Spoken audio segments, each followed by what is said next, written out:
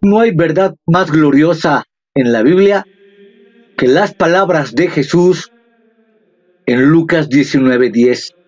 El Hijo del Hombre ha venido a buscar y a salvar lo que se ha perdido. Este versículo resume la obra de Cristo en términos claramente aplicables a todas las personas. Desde el punto de vista humano, puede ser la verdad específica más importante contenida en la Biblia. Desafortunadamente, el dispensacionalismo tradicional tiende a eludir este sencillo punto. Algunos dispensacionalistas han visto el Evangelio del Reino que proclamó Jesús en Mateo 4:23 como distinto del Evangelio de la gracia de Dios. La sustancia de este Evangelio del Reino, dice una fuente popular, es que Dios se propone establecer en la tierra el reino de Cristo, en cumplimiento del pacto con David. Lewis Sperry Chafer escribió que el Evangelio del Reino era únicamente para la nación de Israel y no debía confundirse de ninguna manera con el Evangelio de la gracia salvadora. Otro de los primeros escritores dispensacionalistas declaró que el Evangelio que Jesús predicó no tenía nada que ver con la salvación, sino que era un simple anuncio de que había llegado el tiempo de establecer el reino de Cristo en la tierra. Todo esto pudiera encajar perfectamente en un esquema dispensacionalista, pero la Biblia no lo apoya. No debemos olvidar nunca que Jesús vino a buscar y a salvar a los perdidos, no a anunciar simplemente dispensaciones y un reino terrenal. Cuando Jesús proclamaba su reino, estaba predicando la salvación. Su conversación con el joven rico en Mateo 19 ayuda a clarificar la terminología que él usaba. El joven preguntó a Jesús qué podía hacer para obtener la vida eterna. Después de que el hombre se fuera sin haberla recibido, Jesús dijo a sus discípulos: de cierto os digo que difícilmente entrará el rico en el reino de los cielos. Así, entrar en el reino de los cielos es sinónimo de obtener la vida eterna. En el versículo siguiente, el Señor dice: le es más fácil a un camello pasar por el ojo de una aguja que a un rico entrar en el reino de Dios. Evidentemente, el reino de Dios, el reino de los cielos y la vida eterna se refieren a la salvación. Los discípulos entendieron esto claramente porque inmediatamente preguntaron: entonces, ¿quién podrá ser salvo? Cualesquiera que fueran los términos que empleara, recibir vida eterna, entrar en el reino o ser salvo, la esencia del mensaje de Jesús era siempre el evangelio de salvación. Él dijo de su propia tarea: no he venido a llamar a justos, sino a pecadores al arrepentimiento. El apóstol Pablo dice en 1 de Timoteo 1:15, fiel es esta palabra y digna de aceptación, que Cristo Jesús vino al mundo para salvar a los pecadores, de los cuales yo soy el primero. La naturaleza de Dios es buscar y salvar personas. Fue Dios quien desde las primeras páginas de la historia de la humanidad buscó a la pareja caída en el jardín del Edén. En Ezequiel 34:16 dice Dios: buscaré a la perdida y haré volver a la descarriada. A la perniquebrada vendaré y fortaleceré a la enferma. El Todopoderoso se presenta como un Salvador a través del Antiguo Testamento, por lo que resulta apropiado que cuando Cristo entró en el mundo de los hombres como Dios manifestado en carne, fuera conocido sobre todo como Salvador. Incluso su nombre fue escogido divinamente para ser el nombre de un Salvador. Llamará su nombre Jesús, porque Él salvará a su pueblo de sus pecados.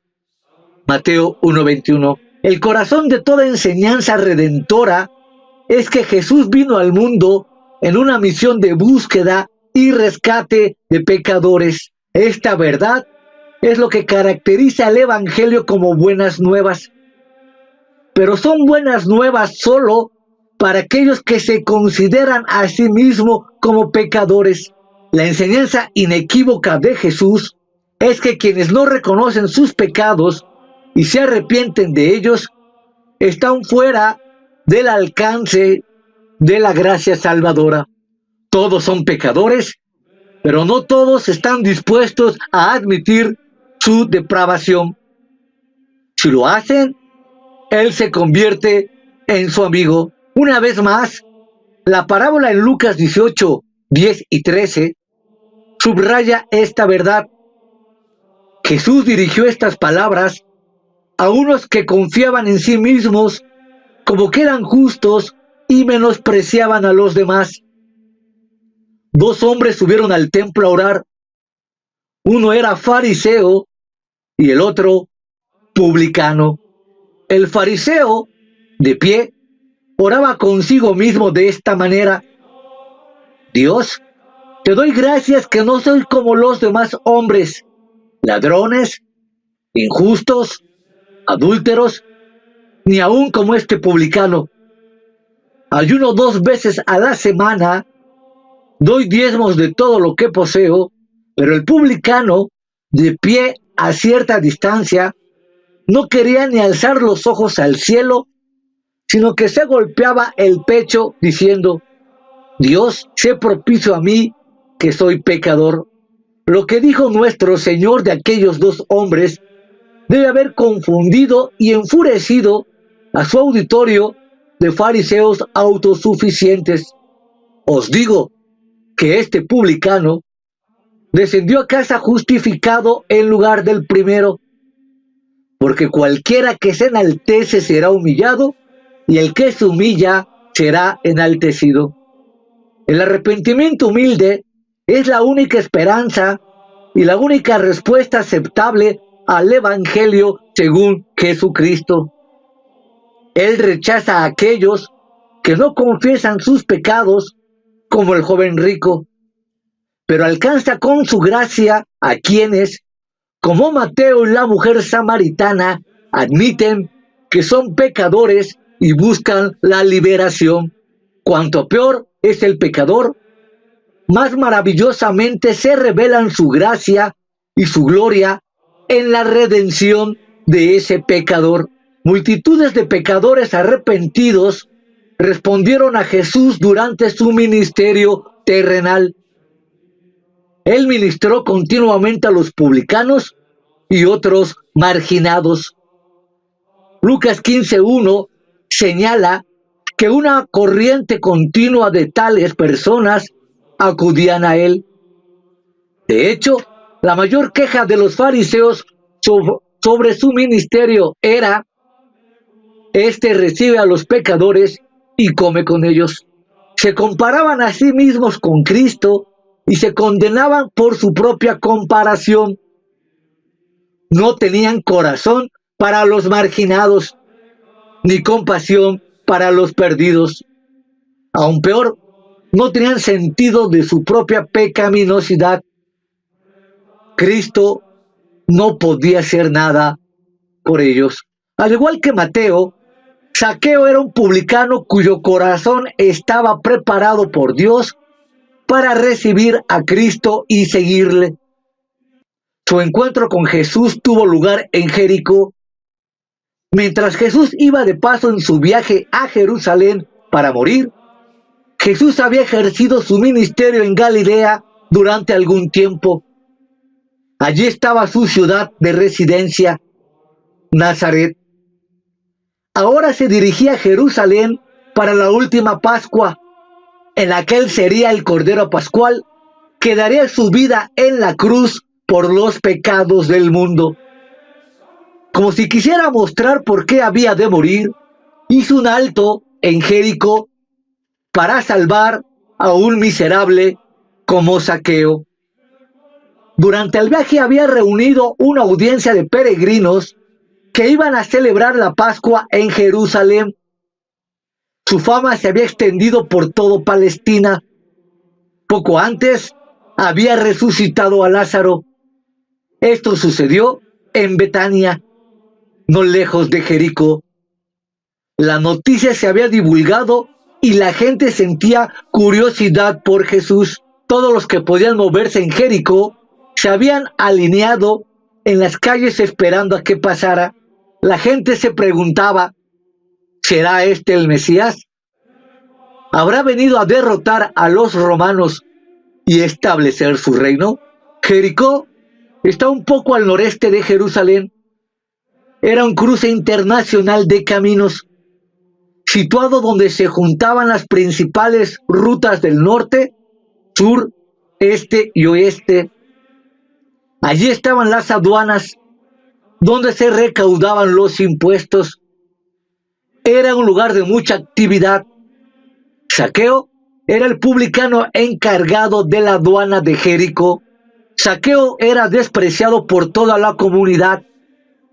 Lucas 19:7 dice que todos le llamaban pecador. No solo era un recaudador de impuestos y un traidor a la nación, sino que su designación significaba probablemente que era además una persona de carácter corrupto. Este era el caso de la mayoría de los publicanos. El Señor Jesús sentía un especial aprecio por los recaudadores de impuestos. Lucas especialmente se fija en las numerosas ocasiones en que Jesús tuvo encuentros con ellos. Su tema es el amor del Salvador por los perdidos y presenta a Jesús alcanzando al desecho de la sociedad. Cada vez que Lucas menciona a un publicano, lo hace en sentido positivo. Ellos eran los marginados de una sociedad religiosa, pecadores publicanos flagrantes, exactamente la clase de personas que Jesús había venido a salvar. Puede dar la impresión de que era Zaqueo el que iba buscando a Jesús, pero la verdad es que si Jesús no le hubiera buscado primero a él, nunca hubiera acudido al Salvador. Nadie busca a Dios por su propia cuenta. En nuestro estado natural caído, estamos muertos en nuestros delitos y pecados y excluidos de la vida de Dios. Y, por ello, totalmente incapaces de buscar a Dios y sin deseos de hacerlo. Solo cuando somos alcanzados por el poder soberano y convincente de Dios, podemos acercarnos a Él. Así, solo cuando Dios empieza a buscar un alma, puede ésta responder buscándole.